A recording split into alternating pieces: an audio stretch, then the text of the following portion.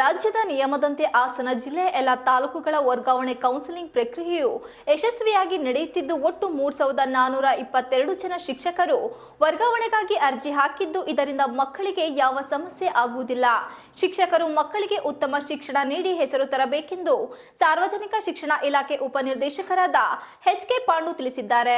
ನಗರದ ಮಹಾವೀರ ವೃತ್ತದ ಬಳಿ ಇರುವ ಕ್ಷೇತ್ರ ಶಿಕ್ಷಣ ಇಲಾಖೆ ಕಚೇರಿಯಲ್ಲಿ ಬುಧವಾರದಿಂದ 3 ದಿನಗಳ ಕಾಲ ನಡೆಯುವ ಪ್ರಾಥಮಿಕ ಮತ್ತು ಪ್ರೌಢಶಾಲಾ ಶಿಕ್ಷಕರ ವರ್ಗಾವಣೆ ಕೌನ್ಸೆಲಿಂಗ್ನಲ್ಲಿ ಮಾಧ್ಯಮದೊಂದಿಗೆ ಮಾತನಾಡಿ ಜಿಲ್ಲೆಯಲ್ಲಿ 2024-25ನೇ ಸಾಲಿನಲ್ಲಿ ವರ್ಗಾವಣೆ ಕೌನ್ಸೆಲಿಂಗ್ ಆಗುತ್ತಿದ್ದು ಈಗಲೇ ಮುಖ್ಯ ಶಿಕ್ಷಕರು ಹಾಗೂ ದೈಹಿಕ ಶಿಕ್ಷಕರ ಕೌನ್ಸೆಲಿಂಗ್ ಮುಗಿದಿದ್ದು ಸಹ ಶಿಕ್ಷಕರು ಒಟ್ಟು 3422 ಶಿಕ್ಷಕರು ವರ್ಗಾವಣೆಗಾಗಿ ಅರ್ಜಿ ಹಾಕಿದ್ದಾರೆ. ಹಾಸನ ಜಿಲ್ಲೆ ಎಲ್ಲ ತಾಲೂಕುಗಳ ವರ್ಗಾವಣೆ ತೆಗೆದುಕೊಳ್ಳಲಾಗುತ್ತಿದೆ. ಯಾವುದೇ ಗೊಂದಲವಿಲ್ಲದೆ ಉತ್ತಮವಾದ ಪ್ರಕ್ರಿಯೆ ನಡೆಯುತ್ತಿದೆ.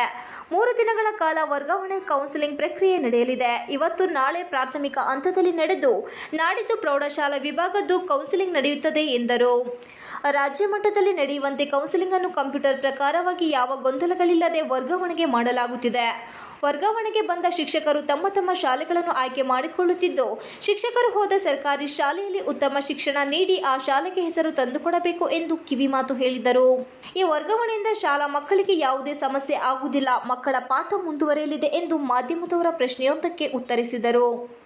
300 ಜನ ವರ್ಗಾವಣೆಗೆ ಮಾತ್ರ ಅವಕಾಶ ನೀಡಿದ್ದು ನಂತರ ಕಂಪ್ಯೂಟರ್ನಲ್ಲಿ ತೆಗೆದುಕೊಳ್ಳುವುದಿಲ್ಲ ಎಂದು ಹೇಳಿದರು. TV 46 Malenadu news Hassan.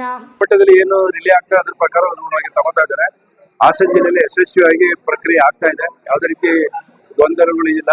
ಒಂದೇ ಒಂದು ವಿಷಯ ಏನಪ್ಪಾ ಅಂದ್ರೆ ಏನ್ ಶಿಕ್ಷಕರು ತಮ್ಮ ಶಾಲೆಗಳನ್ನ ಆಯ್ಕೆ ಮಾಡ್ಕೊಳ್ತಾರೆ ಆ ಶಾಲೆಗಳನ್ನು ಉತ್ತಮವಾದ ಕಾರ್ಯವನ್ನು ನಿರ್ವಹಿಸಿ ಹಾಸನ ಜಿಲ್ಲೆಗೆ ಹೆಸರು ತರುವಂತ ರೀತಿಯಲ್ಲಿ ಯೋಚನೆ ಮಾಡಬೇಕು ಅಂತ ನಾನು ಅವ್ರನ್ನ ಕೇಳ್ಕೊಳ್ತಾ ಹಾಸನ ಜಿಲ್ಲೆಯ ವರ್ಗಾವಣೆ ಕೌನ್ಸಿಲಿಂಗ್ ಸುಸೂತ್ರವಾಗಿ ನಡೀತಾ ಇದೆ.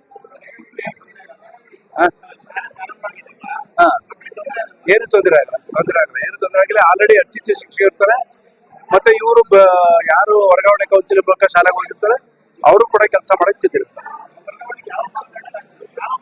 ಅಲ್ಲ, ವರ್ಗಾವಣೆ ಮಾನದಂಡ ಅವ್ರು ಏನ್ ಅರ್ಜಿ ಹಾಕಿರ್ತಾರೆ ಆ ಅರ್ಜಿ ತಗೊಳ್ಬೇಕು ಅಂದ್ರೆ ಅವ್ರು ಏನ್ ಇಲಾಖೆ ಸೂಚನೆ ಕೊಟ್ಟಿರ್ತಾರೆ ಮಾರ್ಗಸೂಚಿ ಪ್ರಕಾರವಾಗಿ ಆ ಮಾನದಂಡಗಳು ಇದ್ರೆ ಮಾತ್ರ ಅವ್ರ ಪಟ್ಟಿಲಿ ಅವಕಾಶ ಆಗ್ತದೆ. 3422 ಜನ ವರ್ಗಾವಣೆಗಿದ್ದಾರೆ. ನಮ್ಗೆ 3422 ಅರ್ಜಿ ಹಾಕಿದ್ದಾರೆ. ಅದರಲ್ಲಿ ಈಗ ಪ್ರೌಢಶಾಲೆನೂ ಕೂಡ ಇದ್ದಾರೆ. ಪ್ರೌಢಶಾಲೆ 232 ಜನ ಅರ್ಜಿ ಹಾಕಿದ್ದಾರೆ. ನಮಗೆ 6% ಮಾತ್ರ 300 ಜನಕ್ಕೆ ಅವಕಾಶ ಇದೆ. 300 ಜನ ಆದ್ಮೇಲೆ ಅದೇ ಕ್ಲೋಸ್ ಆಗುತ್ತೆ. ಪಾಂಡು ಎಚ್.ಕೆ. ಉಪನಿರ್ದೇಶಕರು.